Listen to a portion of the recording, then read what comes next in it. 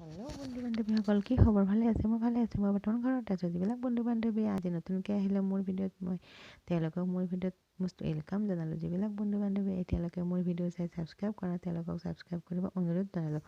আজিও আপোনালোকলৈ কেইযোৰমান চাদৰ মেখেলা কালেকশ্যন আনিছোঁ। এই কালেকশ্যনৰ ভিতৰত আপোনালোকে চিলেকশ্যন কৰক আৰু মই দিয়া হোৱাটছআপ নম্বৰ আপোনালোকে অৰ্ডাৰ দিয়ক। দেখিছেনে ইমান ধুনীয়া ধুনীয়া চাদৰ মেখেলা? এইবিলাক চাদৰ মেখেলা পাব SM টেক্স চুৰতত। তাত ডাইৰেক্ট মেনুফেকচাৰিং কৰা হয়।